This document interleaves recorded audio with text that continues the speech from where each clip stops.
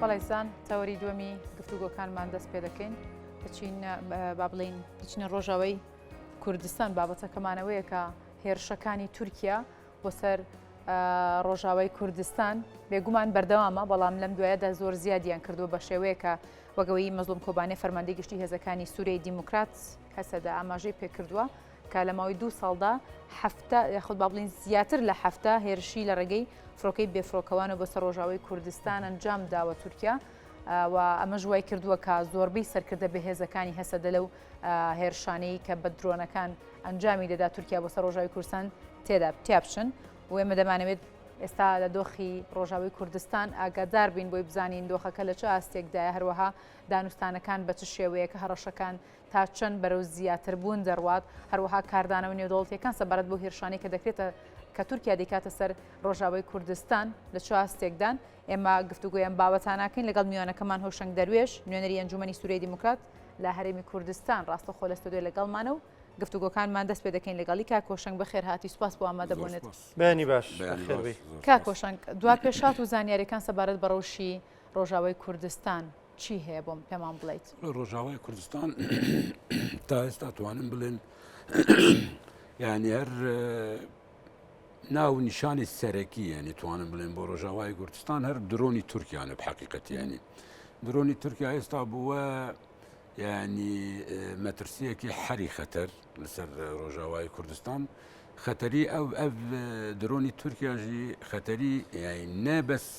بڵێن کەسایەتیان عسکەریە کە ئامانجیانی کەسی سڤیل پیاوی بتەمەنی گەورە بێ ژنی بتەمەنی گەورە بێ مناڵی 14 ساڵ 4 ساڵ 3 ساڵ یعنی خەتەریەتی هەری گەورە بڕاستی ئەوەیەتی جاران تورکیا ئستینا لەسەر ڕێککەوتنێکی خۆی بەری کریزا سووری 2011 کرد ناوی ڕێککەوتنی ئەدانا بوو لەگۆر ئەو ڕێککەوتنی ئادانە دناو دەسەڵاتی تورکیا ئەو کاتە بەری کریزا سووری 2011 و تورکیا ڕێگا ئەدا تورکیا توانێت بە 4 کیلۆمتر 3 کیلۆمتر و نیو تا 4-5 کیلۆمتر داخلی ناو عەرزی سووریا ببێ ئێستا وا دیارە ینی کەنو تورکیا گڵۆپێکی سەوزی وەرگرتووە زیاتری ئەو 5 کیلۆمتر داخلی سووریا بە چونکە ئێستا درۆنەکان گەشتن تا مەسافەتی بڵین 42 کیلۆمتر درۆن داخلە بە ئێستا هەدەفەیگرە ینی ئەمایە بڕاستی خەتەرێکی زۆر زۆر گەورەیە لەسەر ینی ئاستێن سیاسی توانم بڵێن من ناڵێم ینی جمودێک هەیە هەر سەراستێن ناودەوڵەتیژی جمودێک هەیە مەسلەی مەلەفی سووریا بگشتی چونکە ئێستا ناو و نیشانی سەرەکی مەسلەی جەبهەتە نەسرایە بەرەی نەسرا و هێرشکردنی سەر عەفرین ئەم ئێستا بووە مژاری هەری گەورە هەر بۆ خۆمان هەر بۆ هێزە ناودەوڵەتیش باشە هەوڵەکان چین ینی ڕێگەیەک هەیە بەر بە درۆنەکان بکیرێت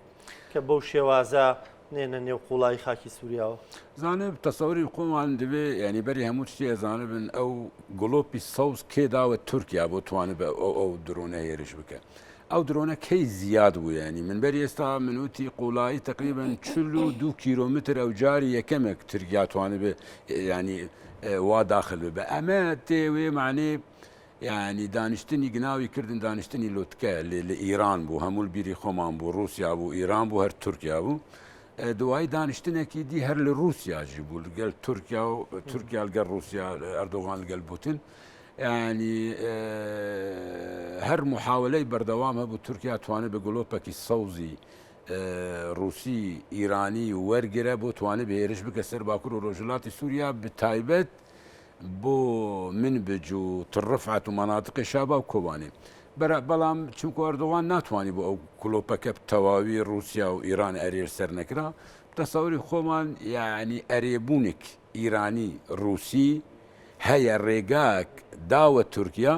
ئەف ڕێکەفتنی ئەدانا بەری ئێستامە قسە کرد لەسەر ڕێکەفتنێکی کۆنت ناو ڕژێمی سووریا و تورکیاە 3 کیلۆمتر و نیف تا 5 کیلۆمتر ڕێکەفتن وابوو ئێستا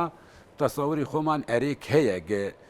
یعنی مەسافەتی زیاتر کردنە بۆ تورکیا توانێت بە هێرش بکە لە ناو قوڵایی ناو خاکی سووریا ئەمایە یەک ئەتیمات سەر ئەوە کرا دووەم بتصوری خۆمان دەبێت شتێکی دیە 2019 دوای هێرشی تورکیا لەسەر سەرێکانیە و لەسەر گرێسپی یعنی ڕێکەفتنێکی تورکی رووسی هەبوو ڕێکەفتنێکی تورکی ئەمریکی هەبوو یعنی ئێستا هەر رووسیا و هەر ئەمریکا مطلوبی یەکەم ئەم هەردوو هێزە هەروەکو منوتی خۆیان ڕێکەوتن لەگەڵ تورکیا کردن 2019 هەر ڕێکەوتنێکی جیا بوو رووسیا ڕێکەوتنێکی جیا کرد و ئەمریکاژی ڕێکەوتنێکی جیا لەگەڵ تورکەکان کرد بۆ ئاگربەست ئەو کاتە دوای هێرشکردنی سەرسەرەکانی و گرێسپی ئێستا دەبێت ئەم ئاگربەستە کەسی ینی مطلوب دەرەجە یەکەم هەلوێست و مووقفی هەبە ئەم هەردوو هێزنە هەر رووسیا و هەر ئەمریکای چونکە سەر ئاساسی ئەو ڕێکەفتنەکە ئاگربەستە بووە ئێستا تورکیا ینی هێرشێکی دی تازایەکە ڕێگای دروندە چونکە سەر زەوی هێرشێکی فراوانە فەشەلتەیانی بە تەمامی تورکیا ئێستا احتیمادی لەسەر دەڕۆنە مخابن ینی تا ئێستا بڵێم وڵە هەلوێستێکی زەلالی هەر لەسەر ئاستێن هێزن ناودەوڵەتی یا هێزێن هەرێمی هەلوێستێکی زەلال بەرامبەری تورکیا هەیە نییە تورکیا بەرچاوی جیهان و بەرچاوی ئەمریکا و بەرچاوی رووسیا هەمووتی هێرشەکە و ئەگەڕێتەوە باس لەو کورکێکی لەو گڵۆپە سەوزانی کە دراوەتە تورکیا لەیان رووسیا بۆ دەزانین کە ئەم هێرشانی کە تورکیای خاتە سەر ڕۆژاوی کوردستان خاکی سووریایە و خاکی سووریا لەژێر دەستی دەسەڵاتی ئەسەدایە و رووسیاش پشگیرێکی تەواوی ئەسەد ئەکات کەواتە چۆن دەبێت ڕێگە بدات کە تورکیا هێرش بکاتە سەر خاکی سووریا بێگومان ئەمە بۆ لەناوبردننی کووردە بە هەموو شێوەیە گەر لەوێ بێ بەڵام دوجار خاکی سووریە زانێ خاکی سووریا بۆ رووسیا نەبەس رووسیاش ئێستا بۆ وازح بنین دوو هێز هەنە هێزێن هەرێمی خۆدی دەسەڵات و باندۆرن ئێستا لە سووریا یەک رووسیای دووەم ئیرانە دەرەجە یەکەم رووس دوای دە ئیرانیەکان رووسیا هەموو دانوستاندنی خۆ هەموو جوڵاندنی خۆی هەر سیاسی بە هەر عسکەری بە هەر دۆبلۆماسی بە ناو خاکی سووریاکە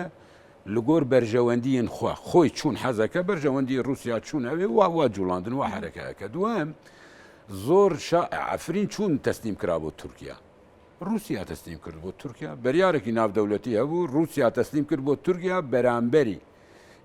تورکیاژی هێزین چەکدارین ئیسلامی تندراوی گێڵغوتای شەرقی هەبوو گوغوتا شەرقی تهدید بوو بۆ پایتەخت تهدید بوو بۆ پایتەختی سووریا تقریبا توانێت بڵێ مەسافەتی 6-7 کیلومتر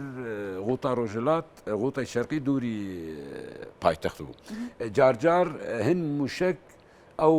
هێزین تندرا و غوتا ڕۆژهڵات ئەگەر فڕێدان بە ئالی پایتەخت تهدید بوو تا جێگایەکی بەشار لێدانیشت ینی کوشکێ سەرۆکایەتی بخۆک جێگای لێدانیشت تهدید بوو گەلم ئەو کات ڕێکەفتنێک بوو بۆ تورکیا وتی فەرم و داخل بە بۆ عەفرین بەرامبەری خۆ ئەوژی فەیلق الرحمان و نازانم جەیش الئیسلام و ئەحرار سووریا ئەم کەتابی تندراوی الغوتای شەرقی وتی ئەمەژی دوێ بڕۆین دەرەوە ئەگەر ئەو کاتمە دقت بدا کاتی هێرشە بوو سەر عەفرین هێزن چەتەی گەهێرشەکردن عەفرین 20 خاکی عەفرین داگیرەکردن 20 شخاکی غوتای شەرقی دەرئەچوون دەرەوە 30 مەبەستم چییە؟ مەبەستم رووسیاژی بەرژەوەندی هەبوو لەگەڵ تورکیا ناکۆکی لەگەڵ ئەمریکیەکان هەبوو حەزە کرد ناکۆکی خۆ لەگەڵ ئەمریکیەکان ڕێگای تورکیا دەبکەن بەشێکی هەرژ ناتۆیە رووسیا ڕاستە لای رووسیا ئێستا گرنگە چونتوانە بە دەسەڵاتی ڕژێم بمینە ڕژێمی سووریا بۆ شەرعیەت بدە هەبوونی خۆ بەڵام بەرامبەری ئەوژی بەرژەوەندی خۆی هەیە دەستپێکی بیدایەتی شەڕی سووریا گەر ئێستا سەر بوەستن خوازان رووسیا تا ئێستا چەند مەبالغن خەیالی گەورە لە سووریا سەرف کردووەتی تا ئێستا ئەم پەرە کاکی ئەدە دوایی مانێت بێ ئەو پەرە دوایش داهاتی سووریا ببە ئەو فەواتیرێک رووسیا ئاستی عسکەری دەبێت ئاستی سیاسی دەبێت ئاستی اقتصادی دەبێت سەرف کردیە لە سووریا داوای ئەو پەری خۆیەکە ئێستا بە تەواوی رووسیا ناڵێ وا ڕۆشتن خۆ حەفیز بێ نا معادلەکە ئێستا هەر گەورەترە تەسەوری من یعنی هین ساڵک و 2 ساڵ و 3 ساڵ و 4 ساڵ و 5 ساڵی 6 ساڵی دیژی کۆتایی بسووری مەلەفی سووری نایە ئێستا قۆڵتر بووە بتایبەت دوای مەسلەی بەرەی نەسرا داخلی عەفرینە بە وردە و ئەڕۆی باتجاهی عزاز و ئەڕۆی باتجاهی جەرابلوس و یعنی ئەبە عەفرین و جەرابلوس و عزاز و ئدلب ئەبە بنگەهێکی ئاساسی بۆ بەرەی نەسرا و بۆ قاعیدە توانێت بە هێرشێکی تازە بکەل سەر خاکی سووریا بڕەنگێکی فراوەتر باش سەرنجام بەکوێکە ئەوەی بەرچاوڕوونیتانە بەیانی ئەم دۆخار بم شێوازە بەردەوامە بێ من بەری ئێستاوتووە تارێک کەوتنێکی فعلی لەسەر مێز لە بن مێز ئەمریکی رووسی تەوافقێکی رووسی ئەمریکی لە سووریا نەبێ تورکیاژی رازی نەبێ ئیرانژی رازی نەبێ یعنی وەک بەعەرەبی ئەڵێن هەر هێزێک ji ئەم هێزانە داوی داخوازی یەک حسەتی خۆش ئەو کاکەکە بەشی خۆەکە کەسی یعنی ئێستا توانم بڵێن کەسی بڕاستی خۆدی باندۆرن لە سووری ئەمن رووسن ئەمریکی ئێستا تورکنش ئەگەر ئێستا لە خاریتەی سووریا ینی سەیریکن بڕەنگەکی زەلال وازحی سەیری بکەن سێ مەناتقی نفوزە ینی نفوزێکی ئەمریکیە نفوزێکی رووسە و نفوزێکی جێگای دەسەڵاتی تورکیا و چەتەکانی لەگەڵ تورکیا و طبعاً نفوزێکی دی هەیە ئەوژی نفوزێکی ئەمریکیەکان هەر لوێن ئەوژی نفوزی خۆسەری باکوور و ڕۆژهەڵاتی سووریا یا بڵێن نفوزی ئەنجومە هێزی سووریا دیموکراتە ئەم هێزە ئەگەر ڕێک نەکەون بە هیچ شێوەیە چارەسەرێکی بۆ کریزا سووریا نابێ بۆ ئەمریکیەکان ئێستا نەگەشتنە تەمامی بەرژەوەندی خۆیان ئەوێش سووریا یعنی چون پاراستنی سینۆری ئیسرائیل ببەش باشووری سووریا ئەم یەکە چون مەترسی هەبوونی ئیران لە سووریا قووەتر بە ئەمەجی زۆر ئەمریکیەکان قەلەقن لەسەرەوە ڕاست دووەم ترسی ئەمریکا ئەگەر ئیران توانێت بە بگیە دەریا سپی ئەوەژی خەتەرە بۆ مەشروعی هیلالی شیعی ئەم خەونە بۆ تا بەغدا تا ئیران تا حزب الله لبنان تا دیمەشق مەشروعی هیلالی شیعی ئەمریکی دوێت تاکید ببە نەیبە چون ئەمریکیەکان تاکید بێ بە داعش و قاعدە و غێری داعش و قاعدە دەستیان نەگیە کێلێنەوتەکان ئەوە مهمە بەرامبەری ئەو چون رووسیا هەندڕێ سووریاژی باڵا بەرز نەبە ینی دەستی قووەت نەبێت هەندری رووسیادە ئەمەژی لای ئەمریکیەکان قووەت بەرامبەری ئەو رووسیاژی جادەی بەرژەوەندی هەیە چون توانێت بێ ئەمریکا تەحەکومی سەر بەترۆلی سووریا نەبێت چون ئەمریکا ناتوانێت بێ بڵێن چون ینی دەست نەبە خۆدی نفوزێکی تەواوی یەکلاکەرەوەی معادلەکان نەبێ ئەمریکا تەواو کورد لە معادلەکانە نییە ئەمەی تۆ باسێکی ئێزانێ بڵێن بۆ تۆ چی ئێستاچن خۆمان بڵێن ئەیاننا ئەم معادلات گەورەیە بەرا بۆ واقعیانە قسە بکەن ئێستاژی پەیوەندی خۆمان لەگەڵ ئەمریکیەکانی پەیوەندی خۆمان لەگەڵ ڕووسی خۆیان لە گۆر بەرژەوەندی خۆیان ئەجوڵن خۆمانجی گۆر بەرژەوەندی خۆمان ئەجوڵن یعنی ڕووس ڕۆلەکی هەیە ئەمریکیەکان ڕۆلەکی هەیە ڕووس ڕۆلەکی چیە ڕووس بڵێن ئەیان نا هێزێکی گەورەیە تەسیرێکی زۆر سەر ڕژێم هەیە گرنگە بۆمە پەیوەندیک لەگەڵ هەبە چونکە گفتوگۆک دانوستاندنێک دە ئایندە مستەقبل هەبە رووسیا توانێت هەوڵک بلی دە زەختێک لەسەر ڕژێم بکە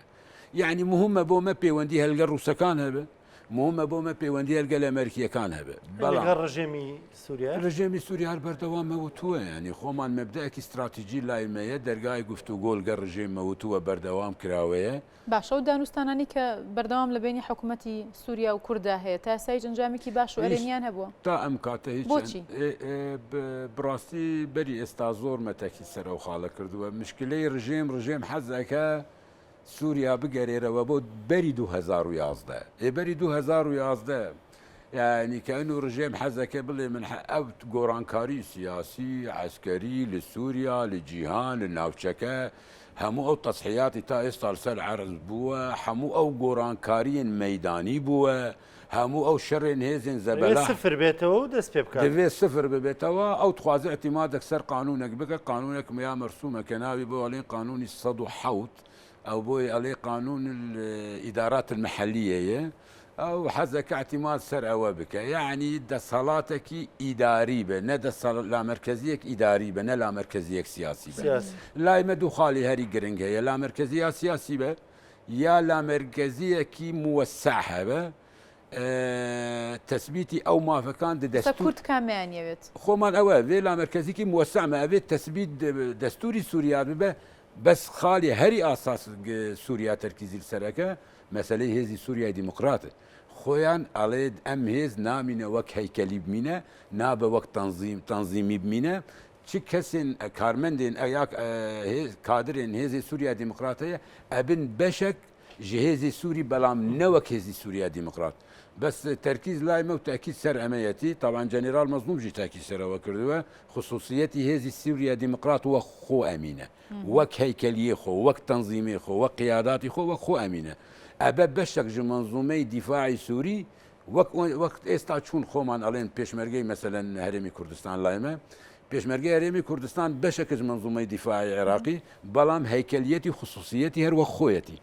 مەسلەی مە لەگەر ڕژێمژی هەر ئەمەیە ڕژێم بەردەوام احتیمال سەرم هەردوو خاڵەکە دەست خۆش بێکا گۆشن سپاس بۆ ڕوونکردنەوەکانت بە هیوایەوەی ینی کوردیش بتوانێت مافەکانی خۆی لەوێ بەدەست بێنێ سپاس بۆ ڕوونکردنەوەکانت سپاس بۆ هۆشنگ دەروێش لەنەری ئەنجومەنی سووریا دیموکرات لە هەرێمی کوردستان سپاس بۆ ئامادەبوونێت.